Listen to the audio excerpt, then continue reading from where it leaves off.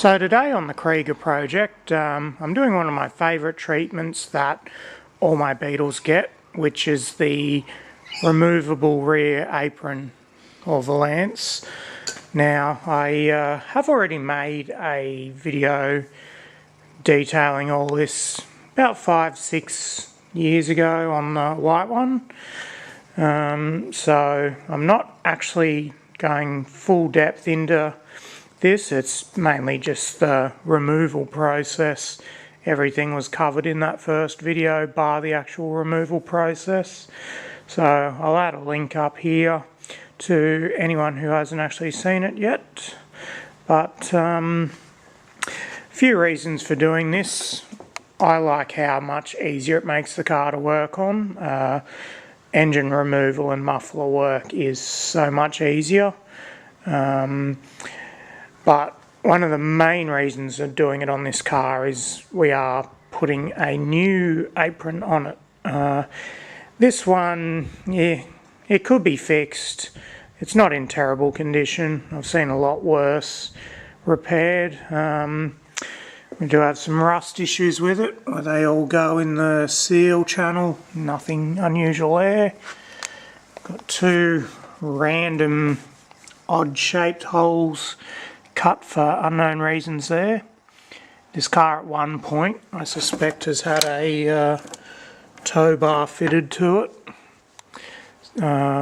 Could have been something to do with that. I wouldn't have thought so, but it did also have a custom homemade muffler on it, so might have been hangers for that, who knows.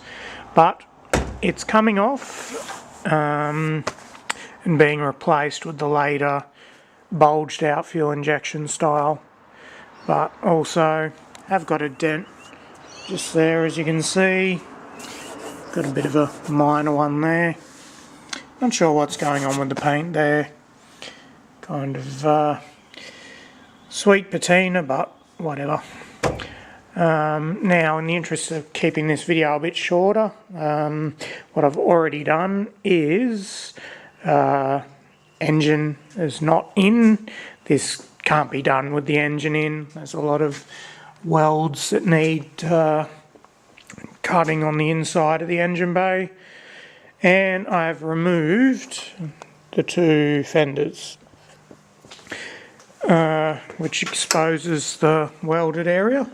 So all I've done with a bucket of water and a sponge is just cleaned 46 years worth of dirt off here, and what that does is exposes all the spot welds down the side, so they will be drilled out. And we've got a couple up the top. That one there is actually a tack weld. Got another spot weld just there. And then on the inside of the engine bay, got another tack weld down here. Very hard to see in this light. Tack weld there. Got spot welds just here and here. Another one there. And one final one there. So once they're all drilled out and those couple of tack welds ground off, it's just a matter of prying this side out. This side a little bit easier. This car, I think, has reversed into something at one point, which has already very thoughtfully broken that weld there, and also the one down here. So I've only got the spot welds down the side to deal with on this one.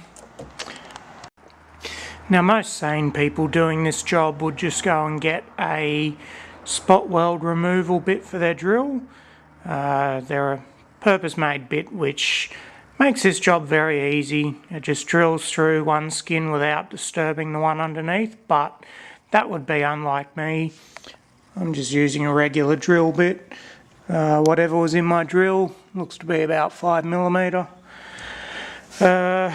And just drilling through the top skin without breaking through the bottom one does get the same effect, but it can be easy to go all the way through if you're a little bit rusty underneath. I do believe I'm making a colony of ants homeless doing this. This car was sitting in a forest for many years and has lots of critters living in it.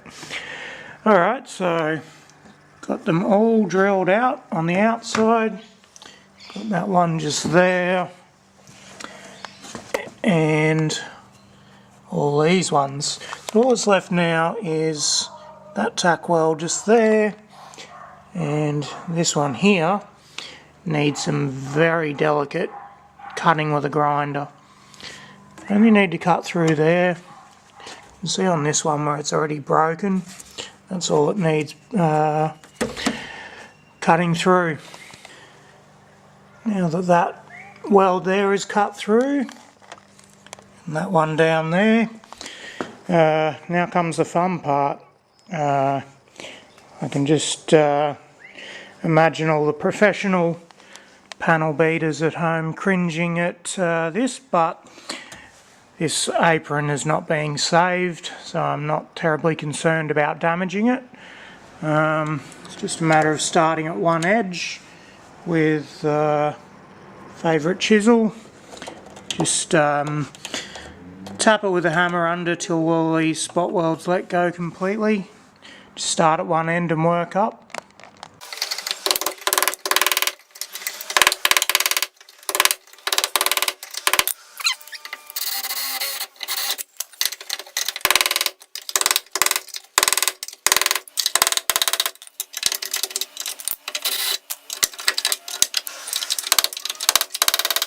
Alrighty, so outside's free, just got all the ones on the inside now.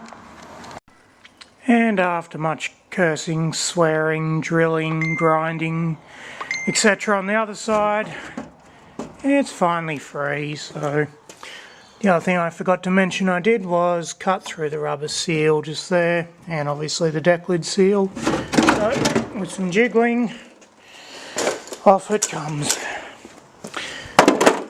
So if I actually wanted to reuse that one, I would have actually used a spot weld bit on it, so I didn't mangle it like that.